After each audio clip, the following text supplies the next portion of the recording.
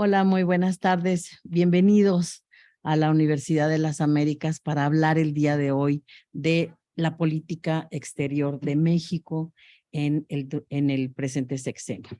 Bueno, pues para comenzar a hablar de este tema, quisiera primero hacer un poco de claridad sobre lo que significa la política exterior.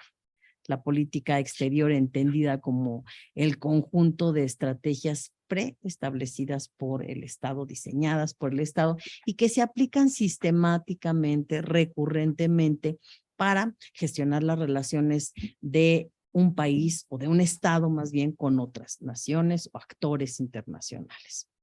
También podemos decir que es el conjunto de decisiones y acciones que conforman la política de un gobierno, pues para proteger el bienestar de sus ciudadanos o para buscar cumplir con sus intereses, con su interés nacional y que es ejecutada específicamente por un sujeto de derecho internacional, es decir, por los estados.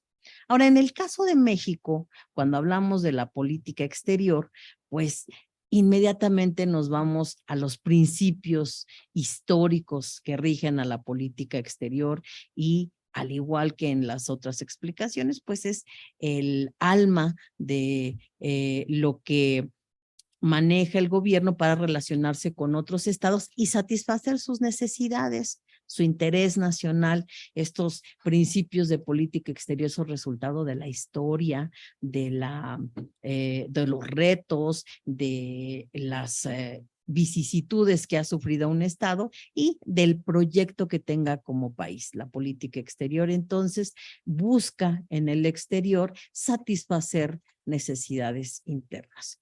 A lo largo de la historia de nuestro país, pues del México independiente, ha desarrollado diversas estrategias en materia de política exterior. No es igual la política exterior del México recién independizado que la que tenemos ahora. Entonces, la política exterior de México fue muy defensiva en sus orígenes, precisamente porque teníamos a una gran potencia al norte de nuestro territorio.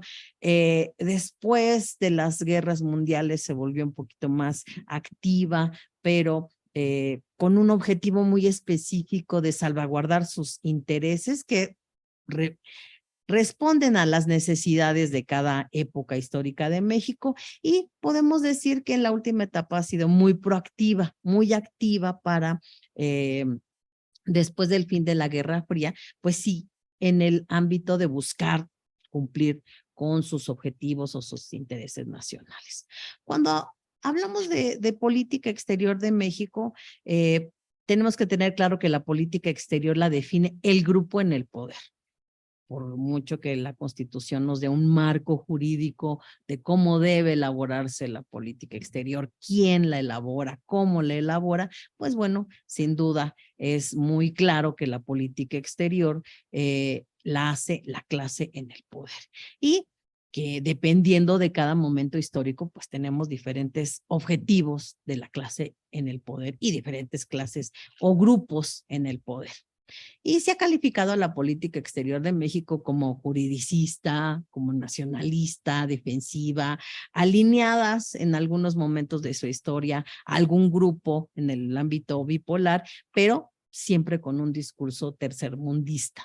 Y también ha sido una gran promotora del derecho internacional, siempre pacifista, siempre cooperativa. En muchas ocasiones nos han considerado nuestra política exterior como vanguardistas. Se nos ocurren ideas que permean en la región y después en el ámbito internacional. Y todo esto ha hecho que que la política exterior de México tenga una reputación, un reconocimiento internacional a esta forma de hacer política exterior, sobre todo porque tiene la característica de que siempre trabaja por las mejores causas en el mundo, ya sea la eliminación de las armas nucleares, ya sea la promoción de los derechos humanos, los derechos de las mujeres, las convenciones sobre cambio climático. Es muy importante reconocer que México ha elaborado todas estas posiciones por las características mismas que tiene como Estado.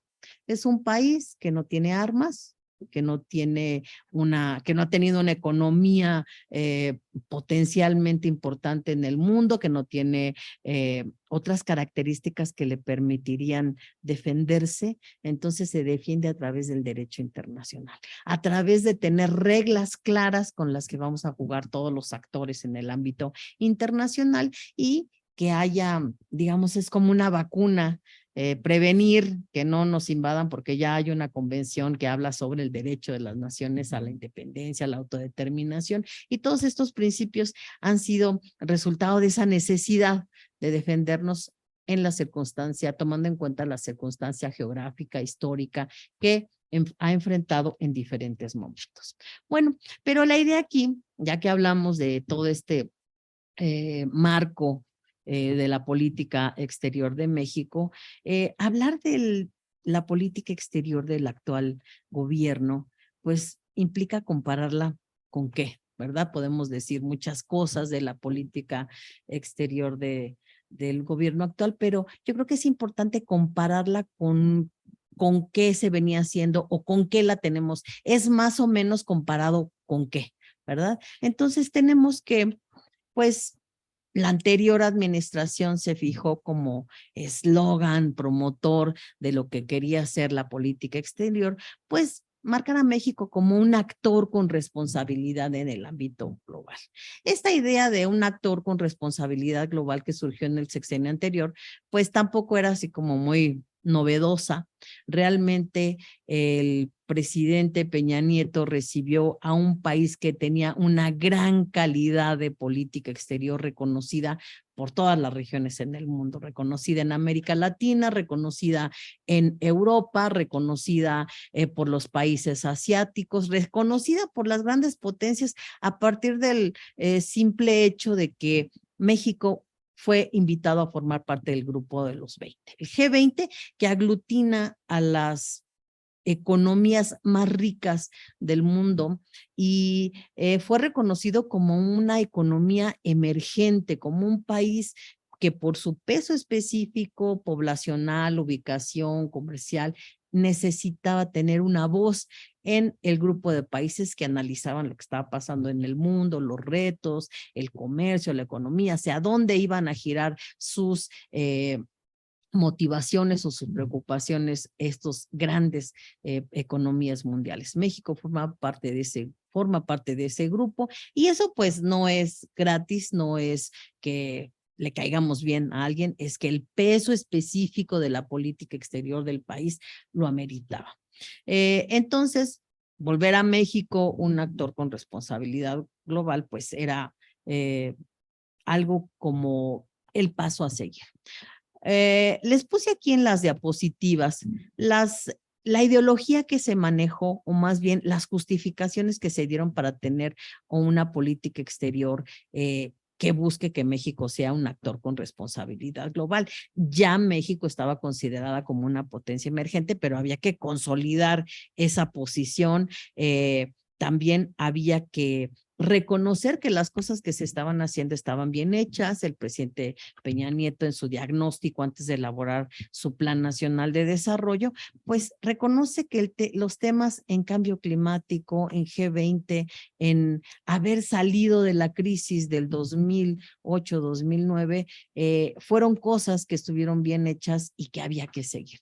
Yo digo que el presidente Peña Nieto se subió a una política exterior que es como un tren que viene con mucha velocidad y ya encarrilado hacia un camino, y pues el presidente siguió ese camino, ese impulso que ya traía la política exterior de México. Pero bueno, no vamos a hablar de la política exterior del sexenio anterior, sino de la actual. Entonces, lo que quiero es que entiendan en qué ambiente estábamos antes de que llegara esta administración. Entonces, los ejes principales de su política exterior, pues aquí los tienen. Había que fortalecer esa presencia de México en el mundo, promover a México mediante la difusión económica, cultural, sobre todo pasado, recordemos que ahí se creó la Secretaría de la Cultura y se dio mucho trabajo a las embajadas y a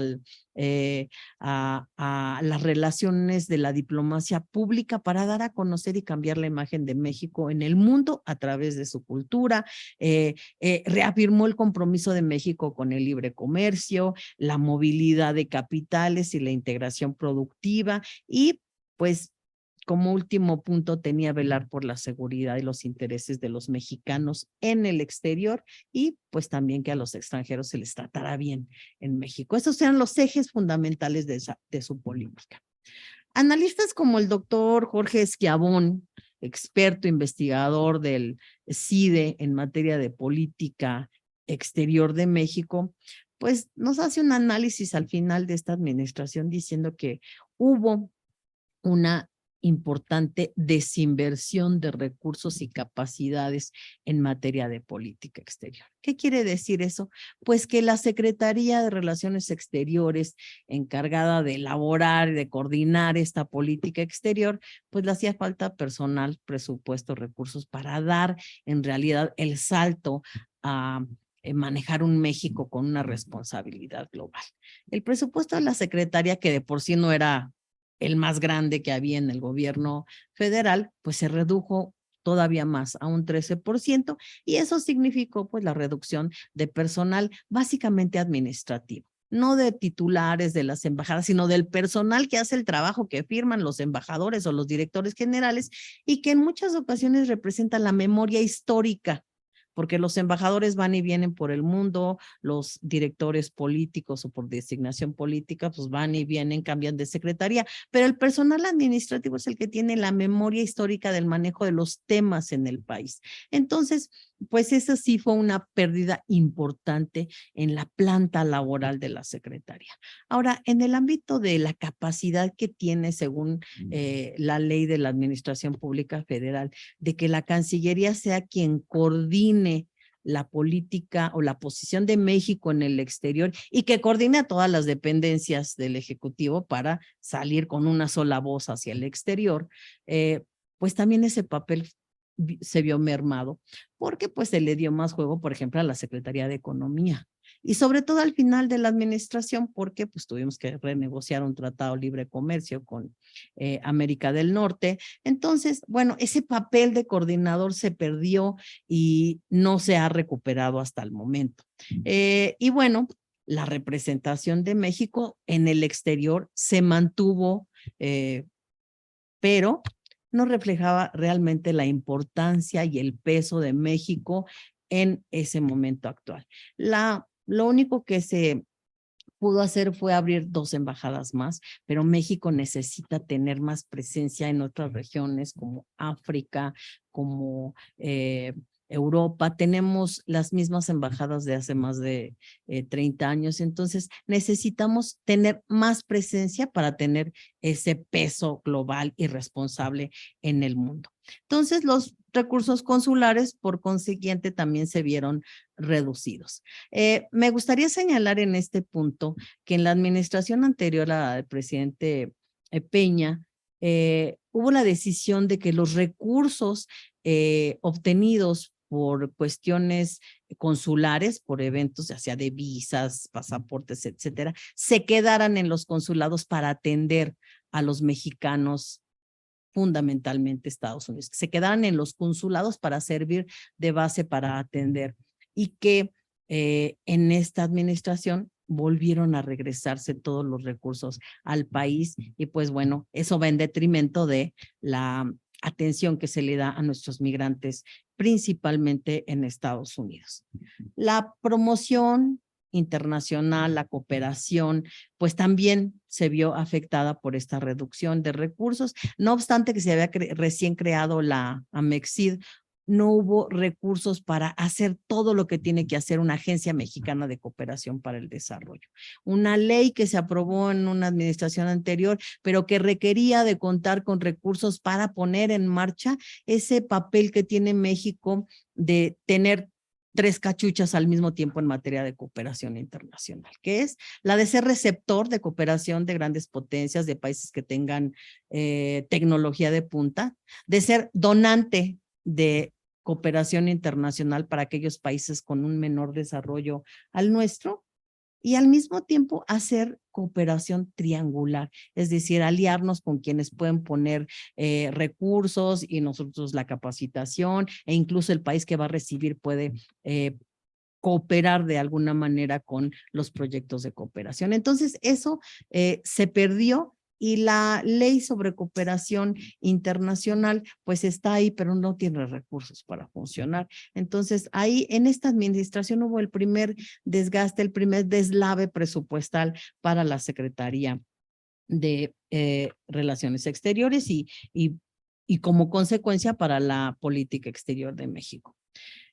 No todo fue malo, hubo aciertos, y yo creo que uno de los principales aciertos en materia de política exterior fue que se anunciara en la Asamblea General de 2014 que México participaba en las operaciones de mantenimiento de la paz. México es un país que siempre abogaba en pro de la solución pacífica de controversias, que somos el cuarto contribuyente al presupuesto de Naciones Unidas encargado de la solución de controversias, que es independiente a la cuota normal para el funcionamiento de la organización, y no nos comprometíamos a participar en estas operaciones del mantenimiento de la paz. Los argumentos eran muy variados, desde que lo prohibía la Constitución hasta que no podíamos arriesgar la vida de soldados en situaciones que ni siquiera tenían nada que ver con el interés político de México, el interés inmediato, porque íbamos a mandar a nuestros soldados, a nuestros marinos a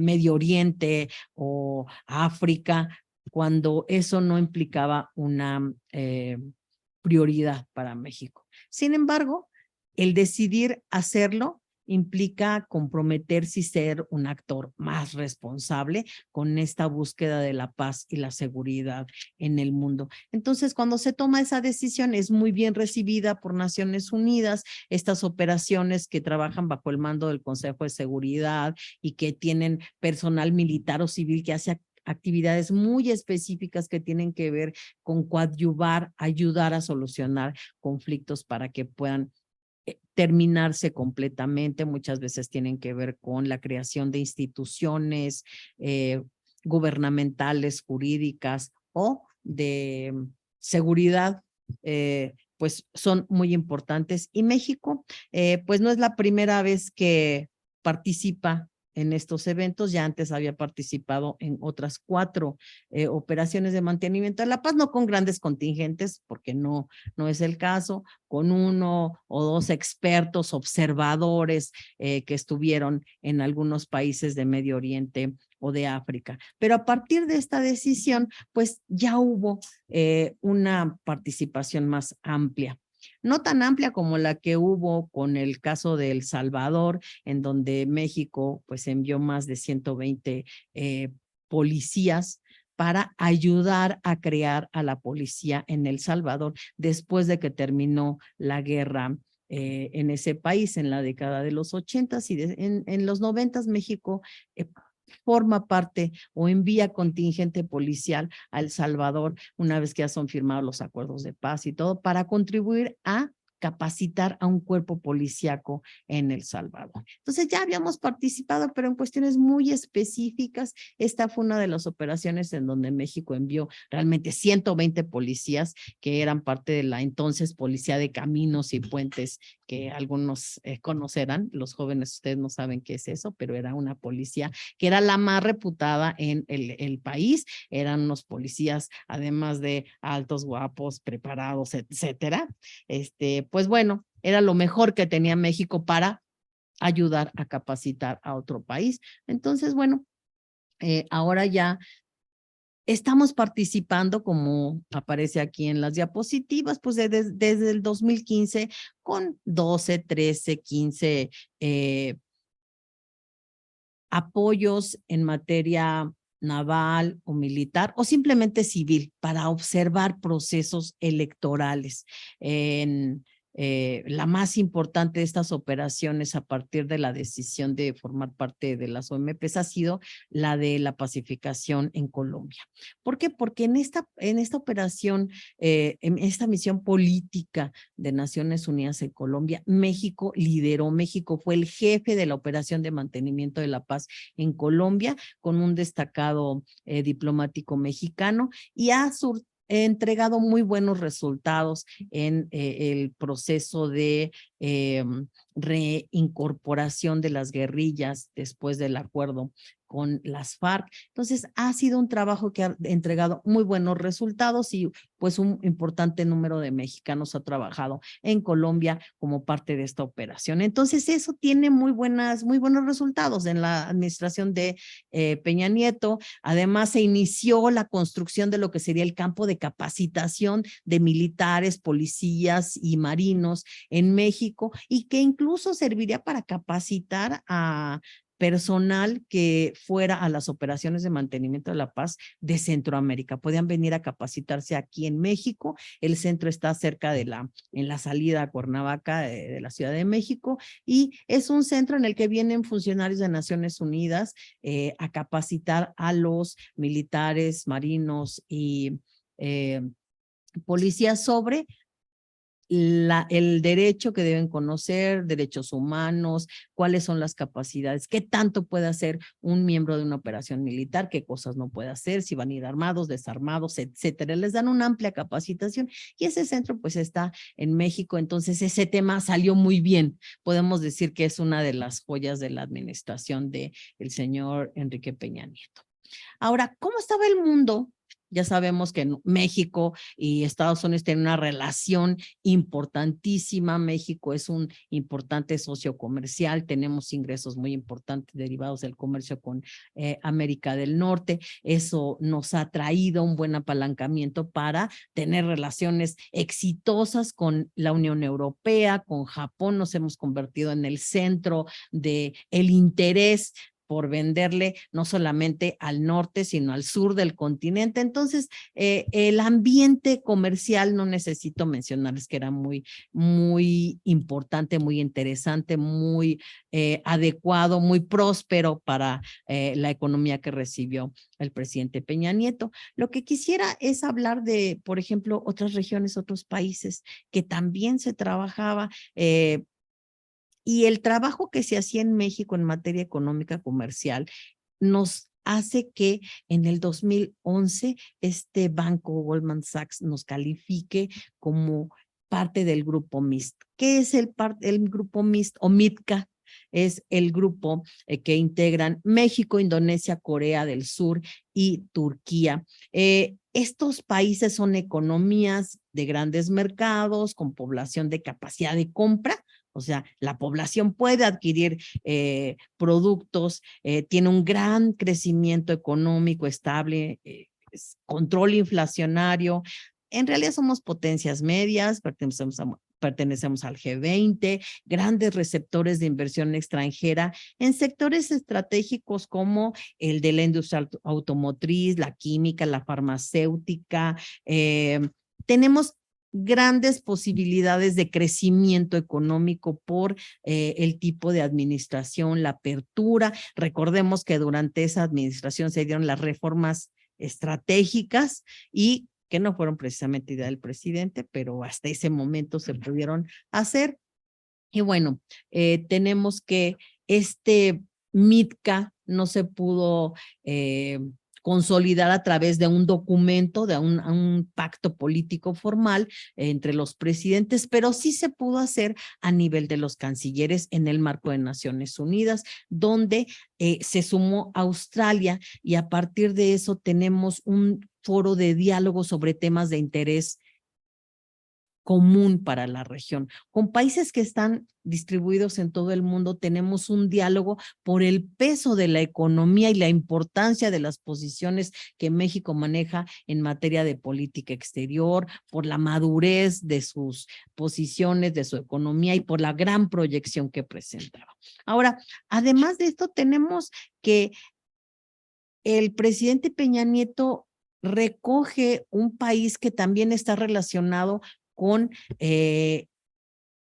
la conexión transpacífica y América Latina. Y hay dos instrumentos fundamentales para esto que tampoco son su creación, no son su triunfo, pero los promovió. Les digo que se montó en este tren que iba ya en camino con una fuerza que no podía detenerse. Una es la Alianza del Pacífico para aliarse con aquellos países de América Latina que sí creían en el libre comercio.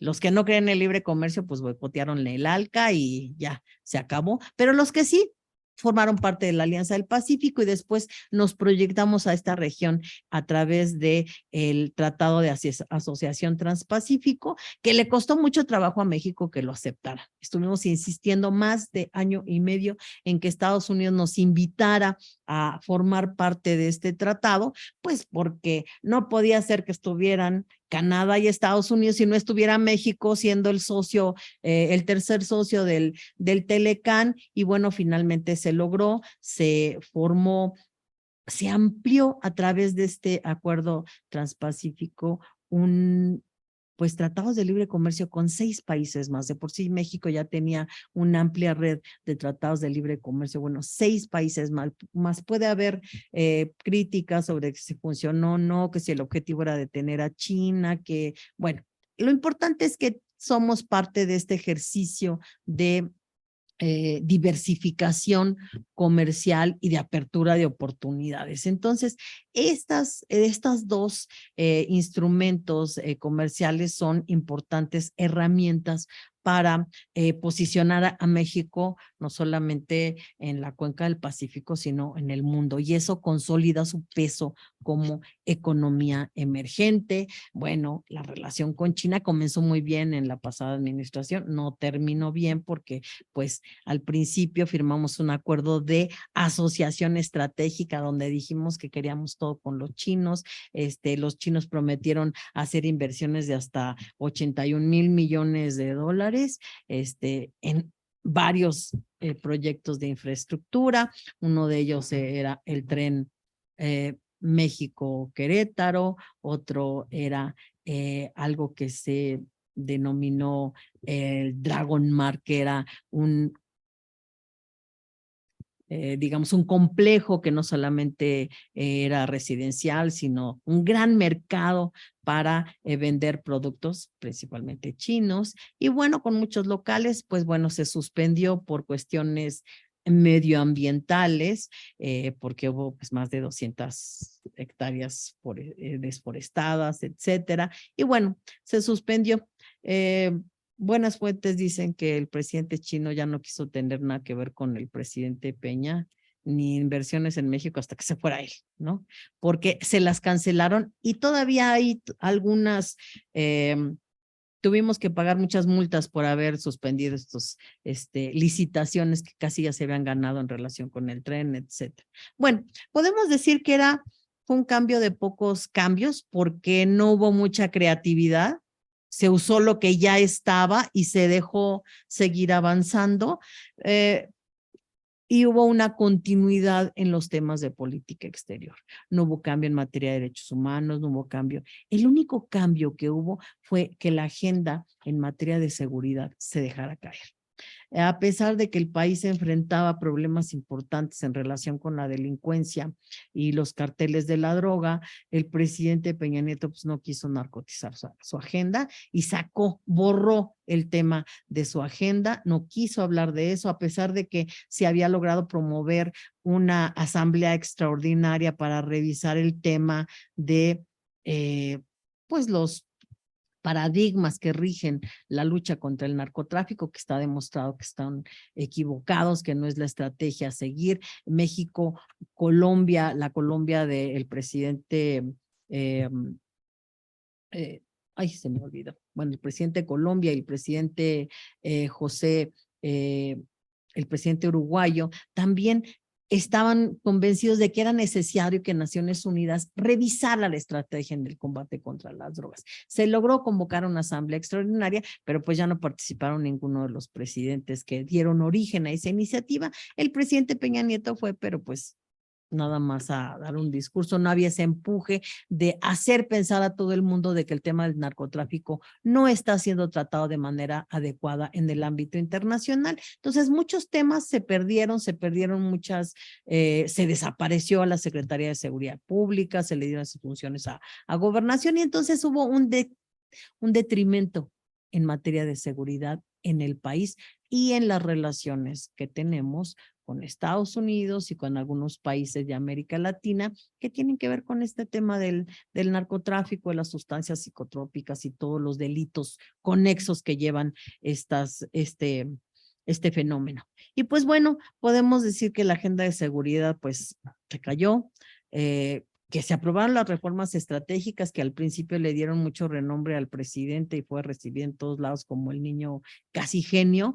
Y lo importante es que hubo la continuidad en temas que tenían que ver en la materia comercial, en la integración con otras regiones, como fue el caso de el área del Pacífico y esta participación en las operaciones de mantenimiento de la paz. Escuetan, bueno, a grandes rasgos, este es el México que recibe la actual administración. Este es el alto nivel de participación de México en los organismos internacionales, con otras regiones, la forma en la que es concebido México como una potencia emergente, la potencialidad de su ubicación, de su mercado, de su población, de su sistema, etcétera. Entonces, aquí es a donde toma posesión el presidente, o más bien resulta triunfador de las elecciones. Y pues bueno, hay varios elementos que es importante mencionar. El presidente Peña Nieto tuvo dos cancilleres, perdón, hubo tres cancilleres, José Antonio Meade, Claudia Ruiz Massieu y el señor Luis Videgaray. Tener tanto cambio en un tema como es la política exterior de México, donde no solamente se requiere saber del tema, sino también tener experiencia y tener pues alguna clase de colmillo ya medio afilado para poder negociar con las grandes potencias o países como China, incluso negociar con América Latina no es un paquete sencillo, porque ahí tenemos a Brasil y tenemos a otros países que que tienen también un peso importante y que hay que manejar con mucho cuidado, con mucha delicadeza. Entonces, eso hizo que cada secretario llegara con un proyecto diferente y que no le diera tiempo de hacer lo que tenía que hacer. Y, por ejemplo, el último canciller, Luis Videgaray, dijo, pues yo no sé, llegué a aprender y en lo que aprendí pues, se pasó un año y ya el siguiente año ya era año de elecciones y en realidad no se pudo hacer gran cosa en materia de política exterior y por eso yo creo que el tren dejaron que siguiera avanzando por el rumbo que tenía y siguieron con la mayor parte de las propuestas que venían de otras administraciones. Tenemos casos muy complicados, como fue el caso de Venezuela. No cambió la política, Peña Nieto no cambió la política en materia de derechos humanos y promoción de la democracia. Tanto se envolvió en la bandera de promoción de la democracia que fue el principal promotor de tratar de hacer entender a Venezuela de que estaba en un error la administración Maduro y que tenía que negociar con la oposición y que a través del instrumento conocido como la Carta Democrática Interamericana tenía que negociar con la oposición para regresar la democracia a ese país. Bueno, estábamos tan involucrados en la promoción de la democracia que hospedamos la Asamblea General Extraordinaria de la OEA para considerar el caso de Venezuela con el riesgo de un fracaso que eso implicaba y que así sucedió a pesar de la experiencia de quien lideró esas negociaciones, que es el mismo embajador que logró muchos éxitos en la COP16 de Cancún, pues el caso de Venezuela es un caso sui generis en donde Venezuela decidió salirse de la OEA. O sea, no me gusta lo que quieres hacer conmigo. Me voy de la OEA y se acabó. Ya no necesito a nadie que me esté diciendo con quién tengo que hablar o con quién tengo que negociar para sentirme una democracia reconocida y pues bueno, fue un verdadero fracaso. También podemos decir que hubo hechos como haber invitado al señor Donald Trump a visitar México antes de que fuera electo como presidente y todas las ámpulas que eso levantó en el ala demócrata de Estados Unidos y los cuestionamientos también a nivel nacional, porque nunca había sucedido algo parecido en la característica personalidad del presidente Trump, pues tampoco permitió salvar cara al presidente porque llegó con su prepotencia y manejando este discurso anti-mexicano que fue lo que le logró, lo que le permitió llegar a la presidencia, hablando de que los mexicanos pues somos delincuentes, que solo llevamos el narcotráfico y la violencia a su país. Y bueno, le abrimos la puerta de Los Pinos para que nos lo dijera en nuestra propia casa. Entonces, el presidente fue bastante criticado por eso. Y no solamente sucedió eso con el presidente Trump, sino que antes de que terminara la administración Peña Nieto, nos puso contra la pared y nos obligó a renegociar el Telecán. Es cierto que el Telecán necesitaba ser ajustado, ya tenía 24 años de funcionamiento y había cosas que no estaban incluidas, cosas que debían modernizarse, secciones que debían revisarse, áreas que debían incluirse. Eso ya había habido algunas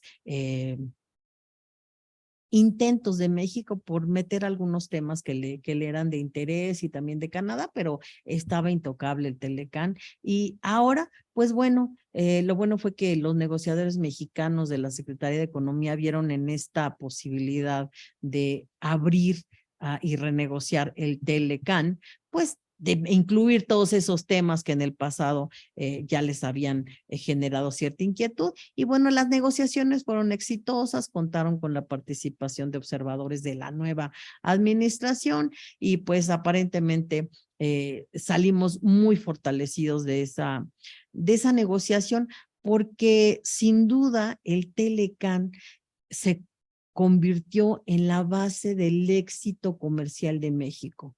Europa quería tener un Telecán, un tratado de libre comercio con México, pues no porque nos quisieran tanto, a lo mejor Brasil era más exótico y atractivo que nosotros, pero el hecho de que tuviésemos un tratado de libre comercio con Estados Unidos nos hacía el candidato idóneo. ¿Por qué? Porque a través de México podrían subir sus productos hacia el norte. Nos hacía atractivos para Japón, nos hacía atractivos para muchas otras regiones. Entonces, ese tratado nos generó sin duda desarrollo tecnológico, transferencias, el crecimiento, cambiar de una economía dependiente del petróleo a una economía manufacturera. Y eso se dio gracias al Telecán. Entonces, haber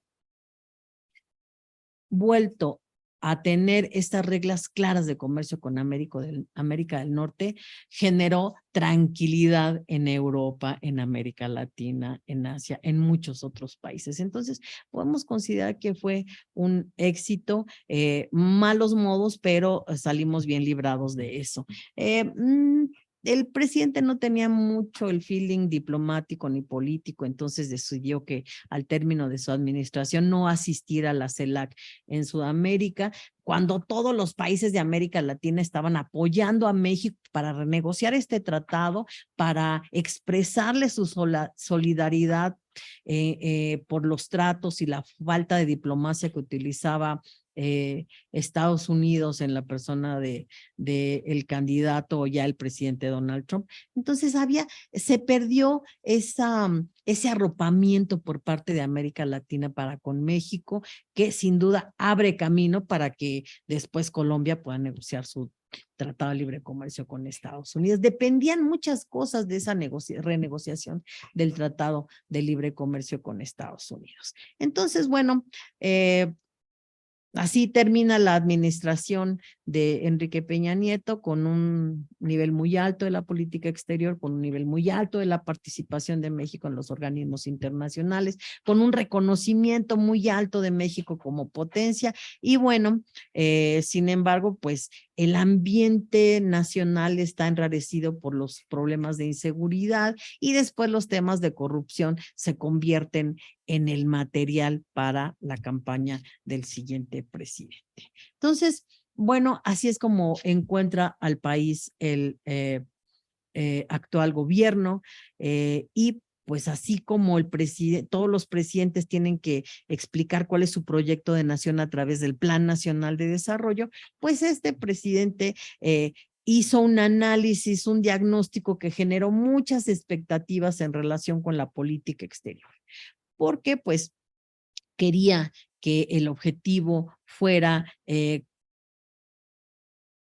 trabajar para hacer un mundo incluyente y justo, y el ser un gobierno con una alta legitimidad que corroborara la democracia, pues tal vez era suficiente para lograr ese cambio en el mundo. Hubo el nombramiento del ex jefe de gobierno de la Ciudad de México, Marcelo Ebrard, como secretario de Relaciones Exteriores. No es un personaje ajeno al tema porque fue egresado del Colegio de México, donde se forman a los principales, bueno, es una cuna de principales internacionalistas, es una de sus funciones más importantes. Entonces, es un personaje que conoce el tema, que hizo muchas cosas que tienen que ver en el ámbito internacional como jefe de gobierno, hacía mucha promoción de la ciudad, de convenios, etcétera. Entonces, él tenía conocimiento, pero desde su llegada comenzó con una serie de atribuciones adicionales a lo que hace un canciller. Es decir, ya no vamos a tener ni ProMéxico, ni promoción cultural con agregados, ni vamos a tener promoción turística, no, todo eso lo tienen que hacer las embajadas. Entonces, eso implica agendas adicionales. A partir de entonces, la Secretaría de Relaciones Exteriores tiene que ver cómo va a ser la promoción económica y comercial, cómo va a ser la promoción turística para el país, cómo va a ser la promoción cultural que antes se hacía a través de los agregados culturales, comerciales y turísticos en las embajadas. Ahora ya no iba a haber ese personal, desaparecieron esas dependencias y ahora lo tenían que hacer las embajadas. Entonces teníamos como que 3 temas adicionales a la carpeta que ya de por sí es complicada en materia de política exterior. Y bueno, las prioridades internas que tenía el proyecto de nación, pues eran estas que aparecen: lucha contra la corrupción, combate a la pobreza, la desigualdad, el imperio del derecho. Y la idea es que todas esos combates sirvieran para proyectar a México a nivel mundial y encarar, al mismo tiempo que se encaraban esos fenómenos, esas problemáticas a nivel interno, se hiciera a nivel externo y que eso sirviera para posicionar o fortalecer la posición de México en el mundo. Desde el principio de su administración, el presidente en reiteradas ocasiones manifestó que la mejor política exterior era la interior. En su exposición sobre lo que es el Plan Nacional de Desarrollo, pues decía que solo con justicia y estabilidad interna y que promueva el desarrollo y la democracia se podría ganar el respeto en el mundo. Y pues bueno, reconocía claramente el problema de la corrupción, la impunidad, etcétera, y que haya que acabar con eso porque eso es lo que acababa con la imagen de México, esos eran los problemas. Y bueno, también decía que era necesaria una auténtica y profunda transformación del país que permitiera revertir esa mala imagen que tenía México en el mundo, pero pues no ha habido muchos cambios que digamos, por el contrario, se han agudizado muchos de los problemas que se plantearon en ese documento. Entonces, lo importante es que el presidente ha creado una imagen que trasciende a todo el espacio nacional, pero que no tiene impacto en la política exterior de México, que no puede sustituir toda esa congruencia con el exterior. Entonces, México ante el mundo y los organismos internacionales tenía una reputación forjada a partir de años de cuidadoso y dedicado trabajo diplomático que lo llevaron a la excelencia y a ganarse el respeto regional e internacional sobre la forma de hacer política. Y bueno, ¿cuál es el problema? Pues bueno, un poco revisándolo desde el punto de vista jurídico, el artículo 21 de la Administración Pública dice que el Plan Nacional de Desarrollo tiene que enviarse al Congreso con anticipación para ser aprobado más tardar el último día de abril del año siguiente a la toma de posesión, es decir, en el 2019, en febrero, debía estar ya entregado el Plan Nacional de Desarrollo y pues bueno, la Cámara de Diputados lo debe aprobar 2 meses después, entonces tenemos febrero, marzo, abril, a más tardar tiene que estar listo el Plan Nacional de Desarrollo. Si ya se trabajó antes, pues se tiene antes, ¿verdad? Pero a más tardar eran las fechas. Y este documento debe incluir metas, objetivos, estrategias y tácticas para alcanzar las metas y los objetivos. Desafortunadamente, el Plan Nacional de Desarrollo se entregó hasta julio del 2019 y se publicó en el Diario Oficial sin haber tenido la menor discusión, la menor consideración, y lo que pasa es que no cumplió en forma ni en tiempo con lo establecido por la ley. La ley dice que el plan debe contener todos estos elementos, diagnósticos, ejes generales que agrupen los temas, objetivos específicos, estrategias, indicadores de desempeño, elementos que permitan cumplir con las disposiciones jurídicas.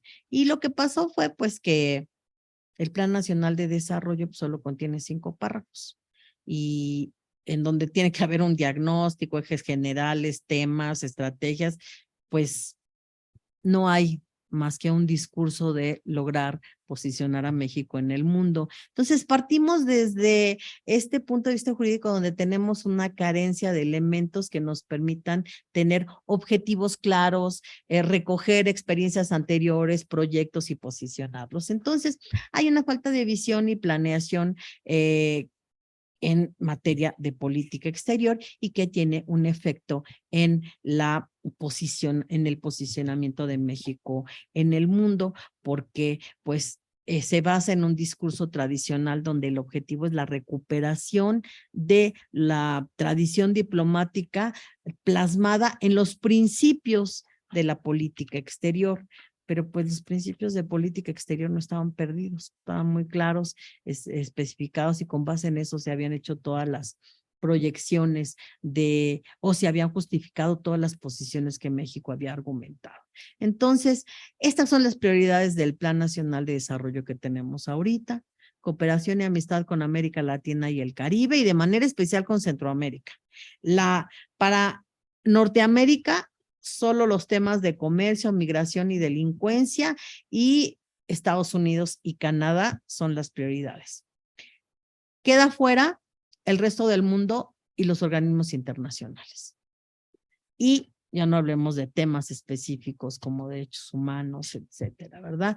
Todo eso desapareció y no se tocan temas centrales como cooperación para el desarrollo, derechos humanos, eliminación de la pobreza, muchos temas que forman parte de la agenda internacional de México, no solo en Naciones Unidas, sino en otros instrumentos internacionales. El proyecto de nación, pues, que se había planteado en los discursos de campaña, pues hacían necesario una planeación diferente, ¿no? Pero pues nada más tenemos unos 5 párrafos que nos circunscriben a las relaciones con América Latina, es decir, solo al continente americano.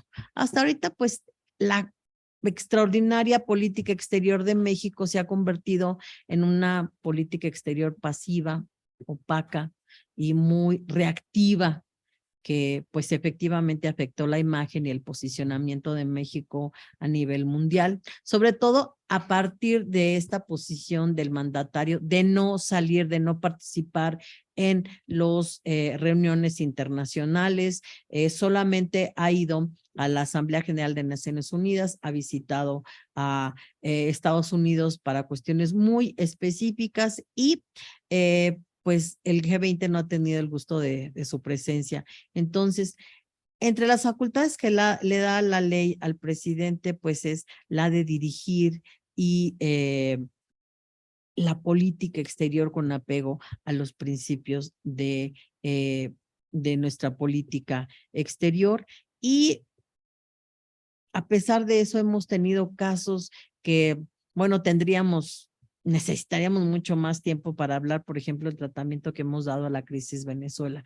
Todo ese ímpetu que tenían las administraciones anteriores para ayudar al pueblo de Venezuela a tener una democracia más equilibrada, participativa, discutida, resultado de una negociación interna venezolana, no impuesta desde afuera, sino resultado de la aplicación de la ley en Venezuela, bueno, pues cambió, ya se acabó, no tenemos nada que decir en relación con Venezuela, somos países que argumentando el principio de no intervención, olvidamos a los pueblos que en muchas ocasiones son a los que apoya la política exterior de México. Después tuvimos el asilo del presidente Evo Morales, que refleja el desconocimiento de de quienes dirigen esta toma de decisiones, porque el asilo diplomático es una institución creada en América Latina para beneficio de los perseguidos políticos, pero el asilo no se puede otorgar cuando el que está pidiendo el asilo está violentando las leyes de su país. Cuando lo estaban persiguiendo porque tiene ideas políticas contrarias al régimen, sí.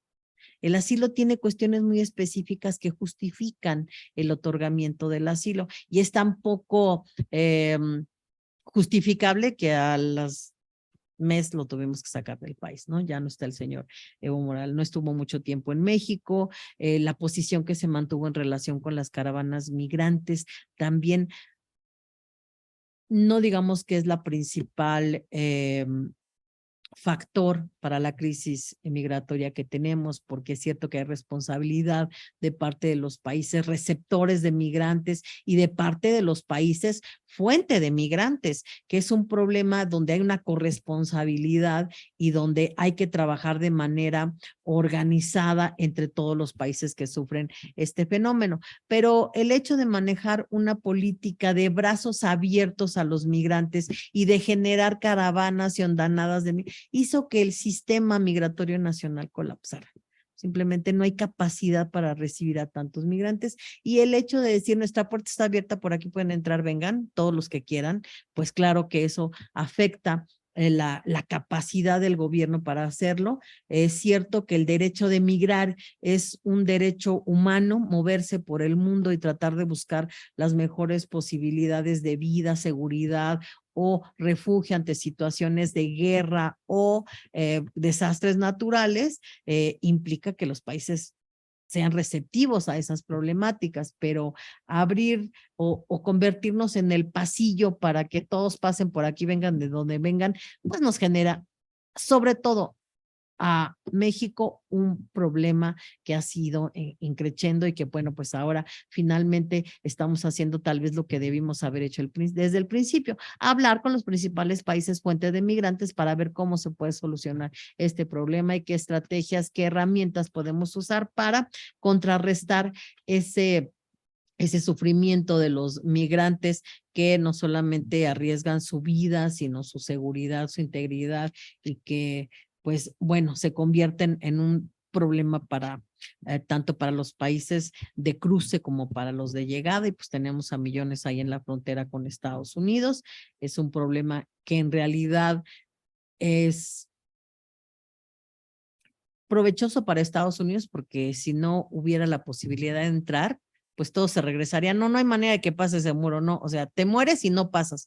No, la puerta se abre de vez en cuando y entran cientos de personas. O sea, Estados Unidos necesita esa mano de obra, no lo reconoce. Recientemente sí hubo algún discurso en el que hubo cierta corresponsabilidad, se aceptó cierta corresponsabilidad, pero la verdad es que Estados Unidos considera el tema migratorio como un tema, yo siempre lo he dicho, un tema interméstico, es decir, es un tema internacional, pero en donde solo yo a nivel doméstico puedo poner las leyes para solucionarlo. No permito que ningún país me promueva una reforma migratoria o darles el asilo forzadamente, no. Yo decido qué hago en esa materia a nivel interno y no necesito coordinarme con ningún país. Entonces es un problema que pudo haberse reducido en alguna medida si se hubiese tomado medidas diferentes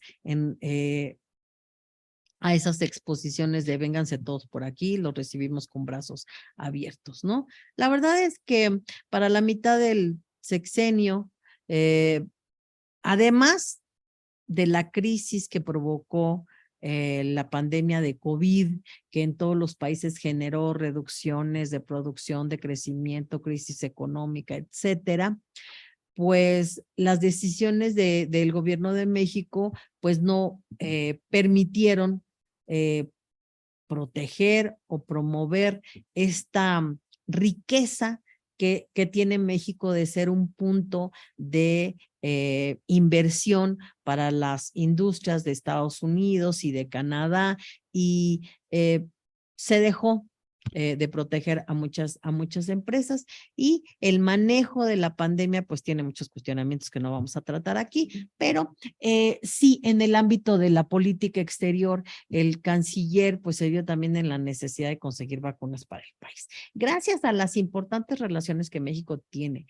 con China, con Rusia, con Europa, conseguimos vacunas de todos lados. No quiero pensar qué ocurrió con países que no tenían esas conexiones que México tenía. ¿Qué pasó con Haití? ¿Cuántos murieron? ¿Qué pasó con otros países en América Latina, en Bolivia? ¿Qué pasó con aquellos países que no tenían esa capacidad de conseguir tantas vacunas como eran necesarias? Porque simplemente no tenían esa red de conexiones que tiene México, de reconocimiento, etcétera. Ahí yo creo que solo el canciller podía haber logrado ese trabajo de traer vacunas de donde fuera para vacunar a toda la población. Sin duda es un éxito el puente aéreo que se estableció con China, las vacunas rusas, las vacunas norteamericanas, todo salió muy bien en ese sentido, pero es un trabajo que no le corresponde precisamente al canciller. Y pues bueno, las consecuencias de la pandemia pues ya habían dejado muy mermada la opinión del mundo sobre cómo México había manejado la pandemia, esta falta de participación en los asuntos internacionales, estos cuestionamientos que comenzaron a salir sobre el manejo del presupuesto. Lo que hicieron fue minar la imagen de México en el mundo.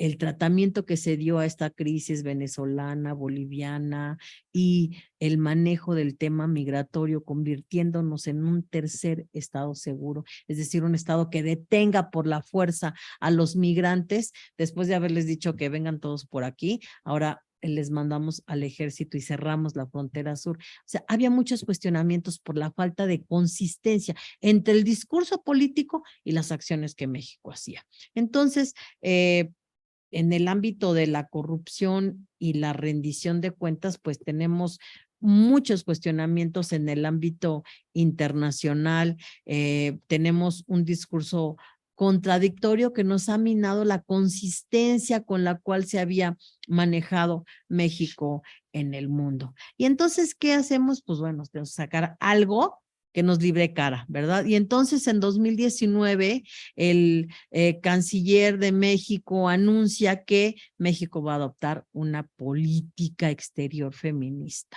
una política que fue presentada en el 2020 en la reunión de cónsules y embajadoras en México. Y pues bueno, México se convierte en el quinto país con tener una política exterior feminista. Y, primero lo hicieron Suecia, Canadá, Francia y Noruega, y Colombia y Chile están trabajando, creo que Colombia ya lo hizo y Chile también. Colombia está a punto de hacerlo, pero Chile ya tiene una política exterior feminista. ¿De qué se trata esto de la política exterior feminista? ¿No?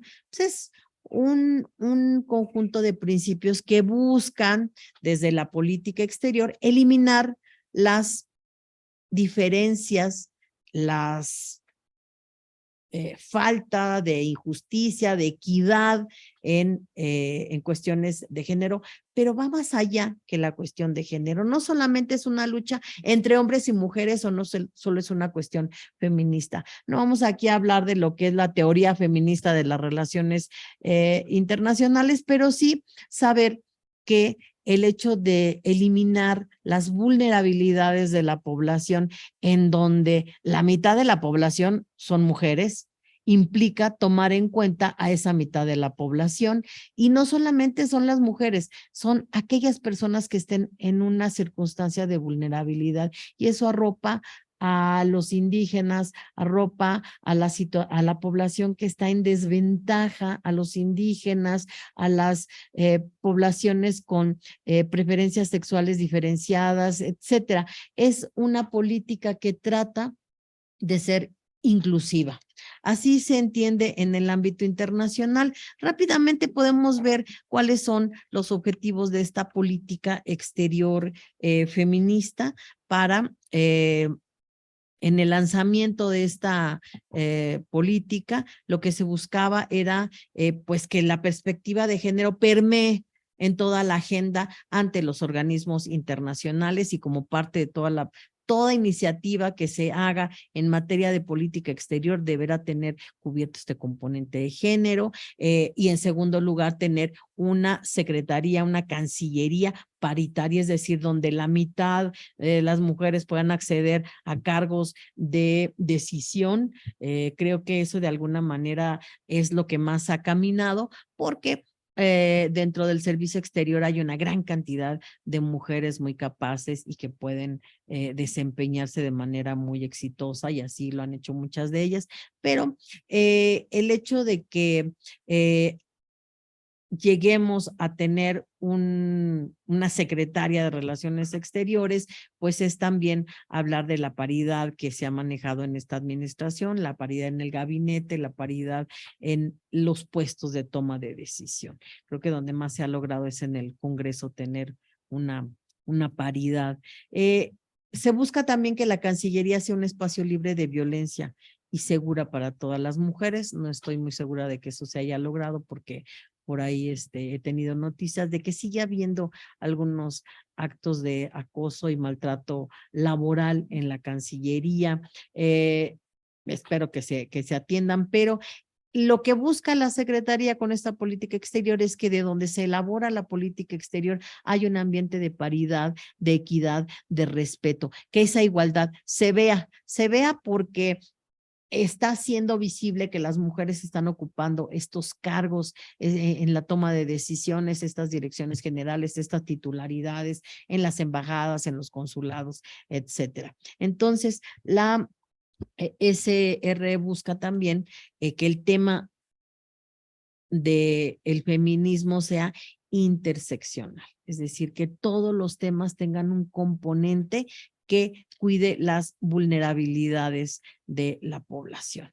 Entonces, también implica esta política exterior feminista, pues estar abierto al escrutinio de los organismos internacionales o de la comunidad internacional que se dedican a ver el tema de la violencia contra la mujer, o de revisar la condición de la mujer, como es la Comisión de la CEDAW en Naciones Unidas, tener los más altos estándares de respeto a los derechos humanos, no solamente a los derechos de las mujeres, la prioridad para atender las situaciones de población que es históricamente discriminada, como los indígenas, ¿no?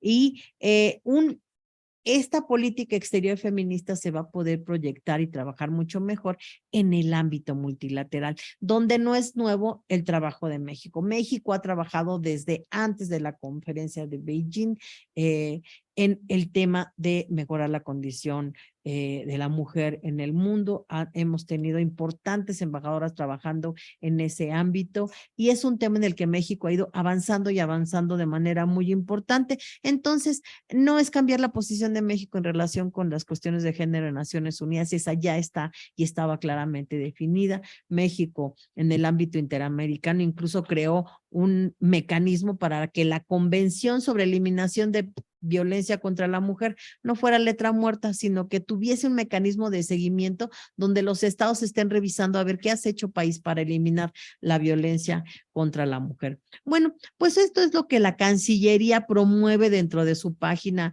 de internet en lo que son otras políticas exteriores feministas que hacen otros países, cómo lo manejan y cómo se ha buscado hacer cada vez más visible el papel de la mujer. Incluso aparecen ejemplos sobre cómo la política exterior feminista permea en las reuniones internacionales, en este caso de la COP25.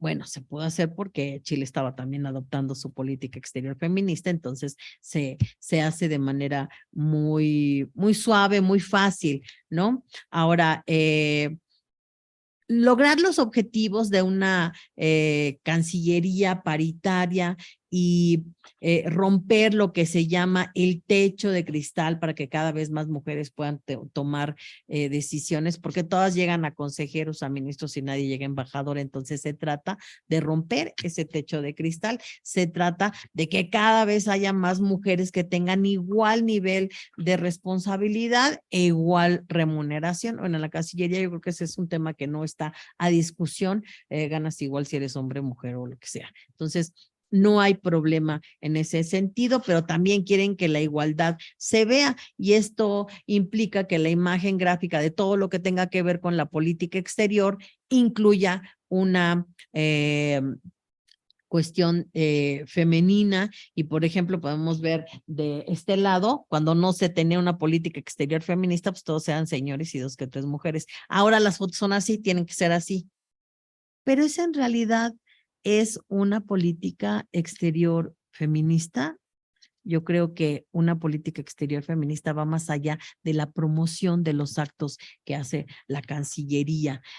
También se elaboraron rutas de acción hasta el fin del gobierno, es decir, un plan de trabajo para que en cada uno de los ejes que incluye esta política exterior feminista se vayan generando acciones, metas que se cumplan, que se haga más visible la participación de las mujeres. Y bueno, en cada uno de los ejes hay programas de trabajo hasta el término de la administración.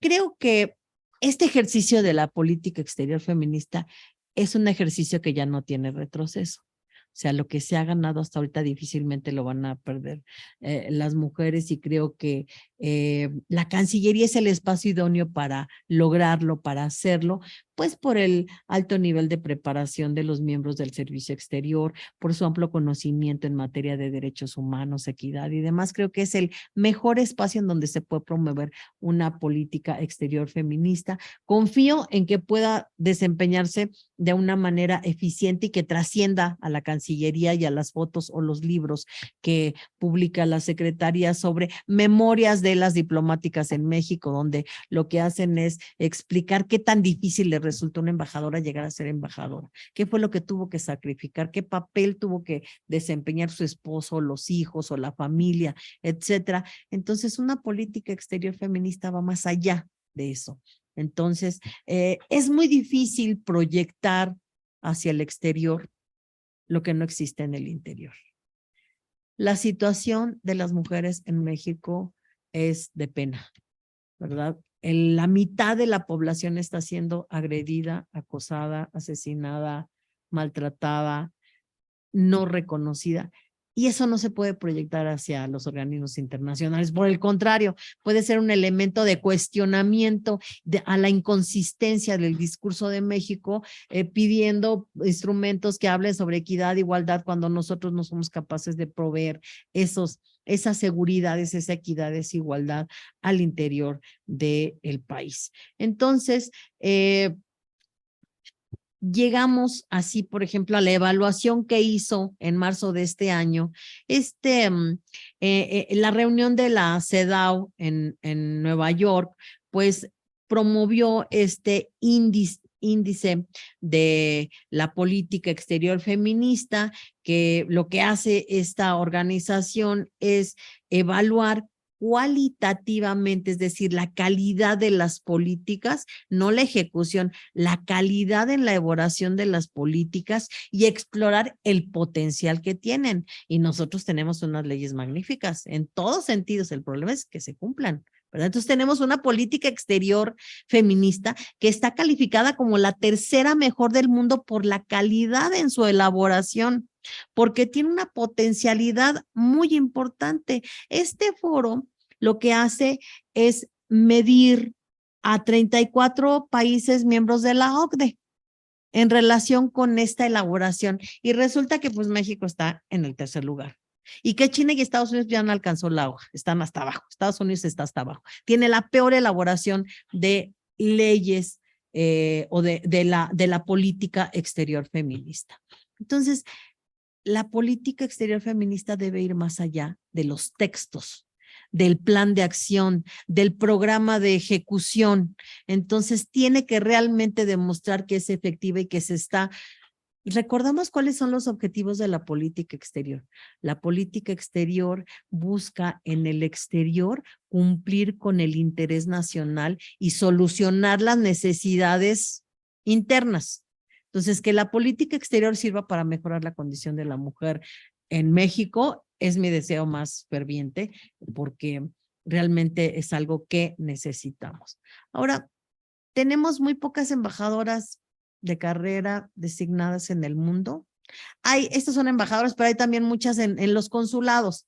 En la cantidad de consulados que tenemos en Estados Unidos, pues la mayoría son mujeres. ¿Por qué? Porque ningún embajador quiere irse a trabajar a un consulado, porque es una friega verdaderamente, ¿no? Porque es mucho trabajo estar trabajando con los migrantes, atenderlos y repatriarlos y los hospitales y todo. Entonces, hay muy pocos hombres, pero sí hay muchas mujeres en el área consular, titulares incluso, que son ya embajadoras y que están desempeñándose como cónsules. Ahora, somos una secretaría que pues apenas tiene 3 mujeres secretarias de Relaciones Exteriores. Creo que las 2 primeras desempeñaron un papel muy importante para posicionar a México en el mundo. Creo que Rosario Green, además de ser funcionaria internacional, después se incorporó a la política exterior de México. Le costó mucho trabajo abrirse espacio entre un gabinete mayoritariamente masculino o hacerse respetar en el mundo como la voz de México a través de una mujer. Fue un reto muy importante que sacó muy bien adelante. La embajadora pudo tener un desempeño muy positivo.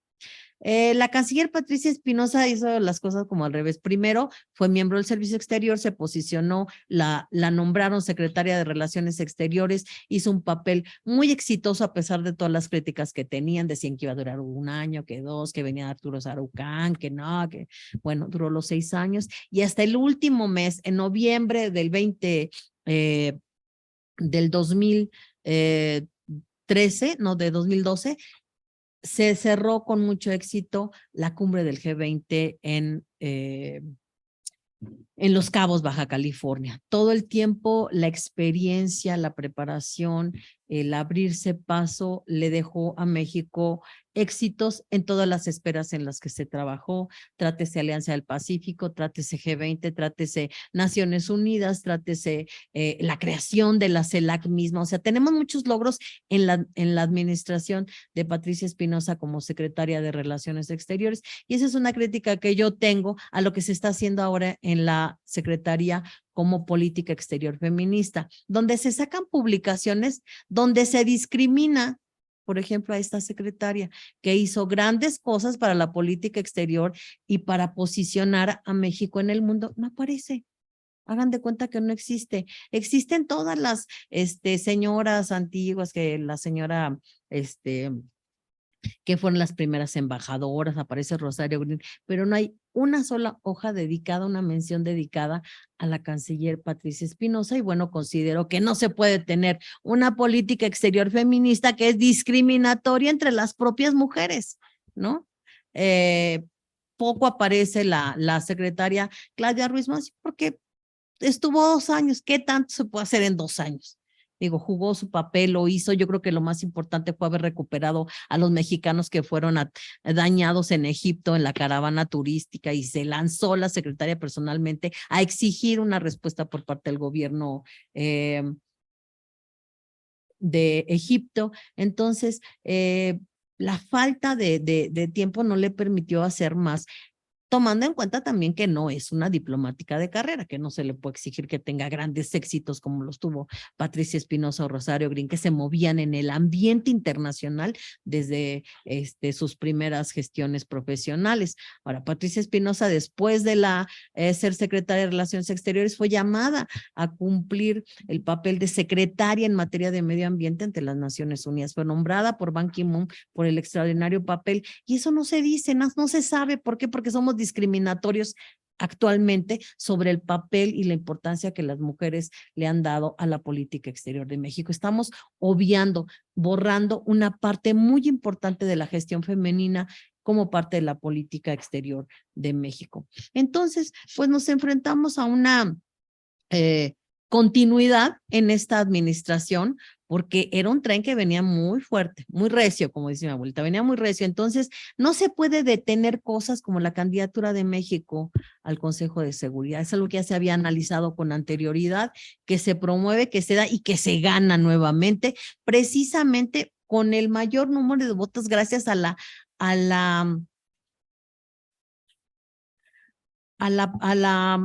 imagen de México, a su papel desempeñado en sexenios anteriores. Sí queremos a México en el Consejo de Seguridad, tiene el voto regional y una mayoría de más de 158 votos en la Asamblea de las Naciones Unidas. Ahora, ¿ha habido iniciativas multilaterales en esta administración? Sí, sí las ha habido, y yo creo que sí son de reconocer, por ejemplo, la conclusión e inauguración del Centro de Capacitación para las Operaciones de Mantenimiento de la Paz. Ya está trabajando, ya se está haciendo, ya hay gente que se está capacitando, y es algo positivo para México y para su imagen. Ahora, en medio de la pandemia, México promovió la resolución de acceso a las vacunas e insumos médicos para todos. Esta es una resolución que obtiene mayoría en la Asamblea General, y que pues era un caldo de cultivo idóneo, ¿no? Que todos los países quisieran tener vacunas e insumos médicos,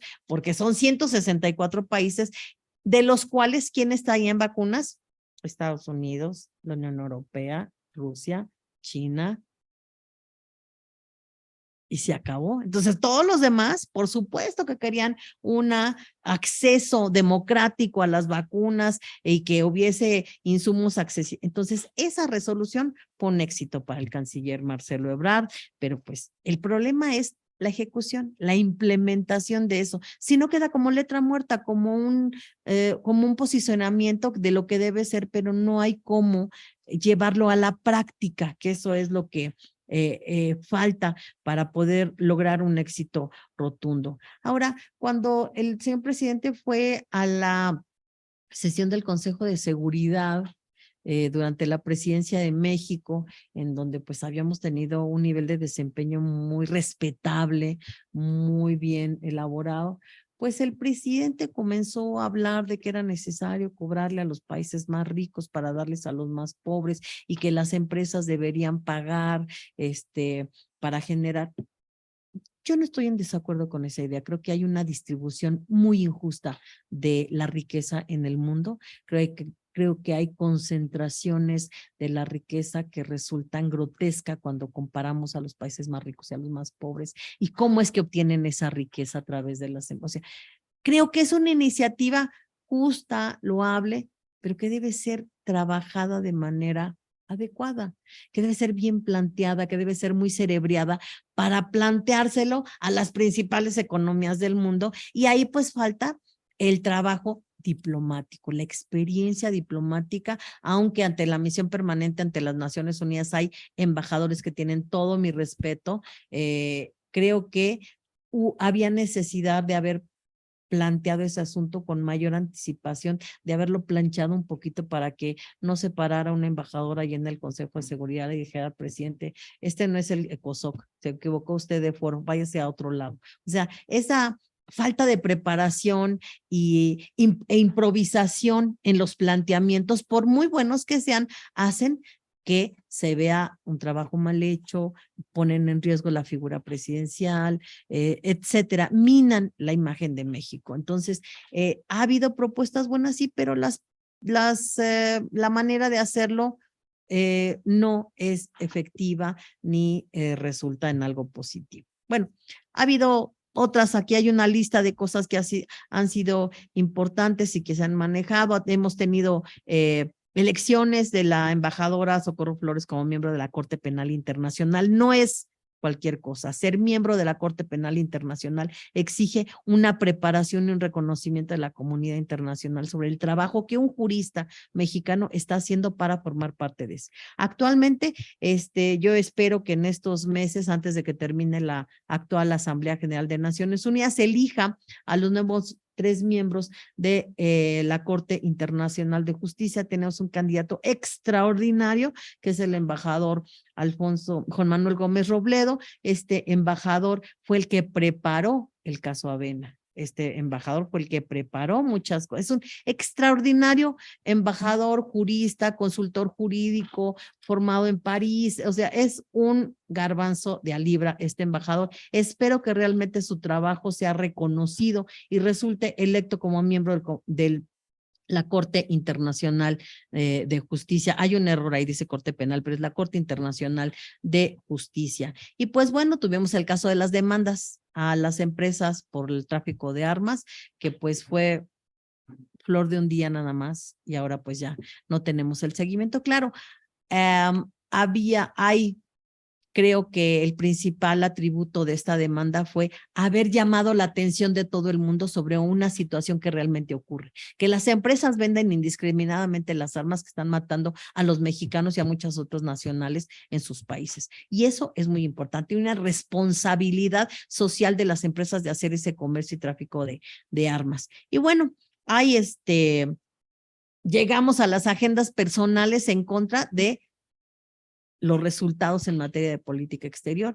El canciller, un año antes de irse, pues el canciller Marcelo Ebrard ya lo que preparaba era su candidatura a su posible candidatura a la presidencia de la República, y eso hace que se diluya, que se deslave, que se pierda el trabajo en materia de relaciones internacionales. Se vislumbra a la señora Alicia Bárcena como la próxima canciller. Ella había tenido posicionamientos que ya como secretaria ejecutiva de la CELAC, de la Secretaría Ejecutiva de la Comisión para América Latina y el Caribe, pues la posicionaban a favor de una política exterior feminista. Lo dice muy claramente en sus documentos y en sus instrumentos. Ella no es internacionalista, es bióloga, cosa que no le quita ningún mérito para desempeñarse de manera eficiente como canciller, porque tiene mucho fogueo en el ámbito multilateral, siempre en materia de Naciones Unidas, porque es su ámbito de desempeño profesional, y es muy diferente manejar, por ejemplo, las relaciones México-Estados Unidos. No tiene nada que ver con las posiciones de México en la CELAC o en Naciones Unidas, etcétera. Entonces, esta nueva gestión está empezando. Apenas el 4 de septiembre pasado fue ratificada por el Senado de la República, ella y la desbandada de funcionarios de la Cancillería que se fueron a acompañar al señor Ebrard. Y bueno, pues expuso un plan de trabajo que creo que todavía es muy pronto para cuestionarlo. Expuso pues que tomando la idea principal del presidente, pues que los principios constitucionales de la política exterior son la guía para elaborar la política exterior de México y que se va a manejar en estos ejes: diplomacia cercana, incluyente y al servicio de la gente. Y eso tiene que ver con la cuestión migratoria. ¿Qué vamos a trabajar? ¿Cómo van a trabajar los consulados, estas embajadas y oficinas de enlace en favor de la población y en particular la diáspora mexicana en Estados Unidos mediante los 52 consulados? Ya se abrió el consulado que anunció que se iba a abrir en New Brunswick, Nueva Jersey, ya se abrió, ya se inauguró exitosamente. Ahora que fue a la Asamblea de Naciones Unidas, tuvo la oportunidad de hacerlo. Entonces ya hay toda una, siempre ha estado esta red de consulados y de atención a la población migrante. Lo que hace falta son recursos. Y si tenemos una austeridad ya no republicana, sino franciscana, pues no creo que los consulados tengan muchos elementos para apoyar a la gran cantidad de migrantes mexicanos que está creciendo en Estados Unidos y también en Canadá. Bueno, también dijo que seguiría, por supuesto, como mujer con una política exterior feminista, que continuaría con una diplomacia congruente con los principios de política exterior y que hiciera eco de la honrosa tradición mexicana, y habla de la solución pacífica de controversias, de un discurso que es como opuesto, lo que dice la canciller. O sea, hay una condena firme a la invasión rusa, y cuando tenemos aquí el discurso nacional como que nos perdemos, como que no hay una claridad. Ella sí lo tiene muy claro: hablar de cooperación, hablar de los principales temas, recoge la relación con Estados Unidos y Canadá, porque pues son la relación que es exitosa para México, porque es nuestro principal socio comercial y nosotros somos también su principal socio comercial, y por todo el dinero y el crecimiento que pueden mejorar. Pero le da un spin a la relación con Estados Unidos, y siempre y cuando nos convenga y vaya de acuerdo con nuestro con nuestros objetivos. Hay ahí un sesgo que a mí no me gustó cuando leí el plan de trabajo de la actual canciller. Por fin apareció Europa en el radar, ¿verdad? Hay que seguir trabajando con una relación que ya era estratégica, ya era una relación muy importante, la relación con Europa, y ahorita está en stand-by el acuerdo global que se modernizó y que se adoptó hace un año. Está en stand-by. La Unión Europea dice que está esperando a que lo ratifiquen y que lo revisen los 28 países, 27 países de la Unión Europea, pero yo creo que se están deteniendo. Recordemos que el primer tratado de libre comercio con la Unión Europea no fue ratificado por la Unión Europea hasta que estuvo sentado en la mesa Vicente Fox, y fue evidente la alternancia en el poder en México. Hasta entonces la Unión Europea ratificó el primer acuerdo de libre comercio con México. Y bueno, ya también aparece Asia Pacífico como una región en donde también tenemos relaciones comerciales muy importantes, y aparecen los foros multilaterales donde se va a promover temas que sean importantes, financiamiento para el desarrollo. Y aquí hay una serie de temas que serían los que México va a posicionar en el ámbito multilateral a partir de esta nueva administración: recuperación de bienes culturales, un montón de temas que antes no se hablaba, incluido el narcotráfico. Y pues bueno, finalmente pues hay una decisión de tener una diplomacia que sea más contundente, que no sea tan reactiva, que sea más eficaz, pero pues tenemos que darle el beneficio de la duda y ver si todas estas propuestas, todo este plan de acción es factible o le permiten llevarlo a cabo, ¿verdad? Porque puede haber mensajes malentendidos entre quien dirige la política exterior del país y quien la ejecuta, que es la canciller. Entonces, si el que la dirige dice por ahí no, pues por ahí no va a ser, ¿verdad? Por mucho que se tengan buenos intenciones y buenos planes incluyentes, más más de prospectiva. Y pues bueno, ya habló ella de el fenómeno migratorio, muy congruente con el lenguaje del gobierno, pues habla de que México no se vende y que por eso vamos a recuperar todas las cosas que nos han saqueado en el pasado, todas las riquezas culturales. Y bueno, el último punto habla de que México está comprometido la diplomacia está comprometida con el proyecto de transformación de México.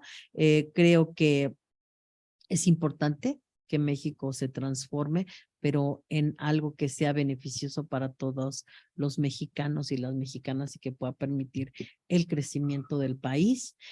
Hay retos y perspectivas interesantes. Ahora que ya está la campaña, pues generalmente el poder del Ejecutivo disminuye, hay menos posicionamientos, menos participación. Sin embargo, ahora pues acabamos de tener en Palenque esta reunión con los mandatarios de países fuente de migrantes, donde no hubo grandes acuerdos porque hubo sí relaciones muy cordiales, se expresaron, porque habría que cambiar la situación interna de cada país para evitar que se salgan los migrantes, que encuentren en su país la seguridad y el trabajo para evitar salir, ¿no? Y pues bueno, en este largo tiempo, pues ya hablamos hora y media sobre lo que es la política exterior de esta administración. Puede haber muchos temas que queden fuera, pero fue la intención de dar un panorama global de lo que estamos viviendo en materia de política exterior de México. Entonces, estoy a sus órdenes si hay alguna pregunta, algún cuestionamiento sobre lo que pasa con la política exterior de México. A ver, por aquí tenemos una pregunta. Sí. Bueno, yo quisiera saber qué piensa de lo que va a ser del país en el próximo sexenio, en la próxima administración. ¿Qué es lo más probable, aunque todo puede cambiar, claro, pero qué es lo más probable que pase con respecto a la política exterior de México? Bueno, pues yo creo que necesitaríamos una bola de cristal porque depende de quién gane las elecciones, depende de quién sea el ambiente, de cuál sea el ambiente que se dé, en qué condiciones se gane, pero creo que difícilmente, si mantenemos un Estado de Derecho y somos respetuosos de la Constitución establece reglas muy claras sobre cómo debe ser la política exterior, debe ser programada para mejorar la situación del país, para alcanzar sus metas como Estado, debe seguir promoviendo las mejores causas. Y cuando digo las mejores causas son derechos humanos, la solución pacífica de controversias, el derecho de los pueblos a elegir sus gobiernos, a la no intervención, a todos estos principios, todo este marco jurídico que ya regula la política exterior de México. Eso no tiene que cambiar. Eso, aunque haya un nuevo gobierno, tiene el mismo marco jurídico que es la Constitución y el artículo 89 para seguir elaborando la política exterior de México en el marco que le confiere la Constitución. Ahora, es cierto que si hay una continuidad de el grupo en el poder, va a ser una política exterior. Si hay un rompimiento en esa continuidad y hay una alternancia, será otra la situación. Entonces es muy difícil prever a un año o a unos meses de que comience todo este proceso de candidaturas y luego las elecciones el próximo junio, pues vislumbrar qué es lo que va a hacer. Mi mejor deseo es que se respete el Estado de Derecho, que se respete la Constitución, la forma de hacer política, la tradición y no solamente los principios de política exterior, sino también nuestras doctrinas que nos han costado sangre, sudor y lágrimas a muchos mexicanos, la doctrina Estrada, la doctrina Carranza, la doctrina Juárez, el respeto a todos los demás países es la paz. Entonces, creo que mientras estén dentro del marco jurídico, México va a estar bien y puede ir a un mejor desempeño y puede recuperar mucha imagen, ¿no? Siempre y cuando haya congruencia entre el discurso político y las acciones que efectivamente se desarrollan tanto en el exterior como al interior del país. ¿Alguna otra? Sí, adelante, ¿le puedes pasar el micrófono? Bueno, primero, buenos días. ¿Cómo cree que se vio afectada la imagen de México o su política exterior después de los pronunciamientos de Jared Kushner en sus memorias sobre la posición y la actitud que tuvo México a la hora de negociar? Bueno, creo que la imagen de México se ve terriblemente afectada porque los negociadores no hicieron el menor esfuerzo, según esta opinión, para defenderse o para argumentar o para defender sus posiciones, sino que antes de que les pidieran ya estaban dando lo que estaban solicitando en relación con el tercer estado seguro, ¿no?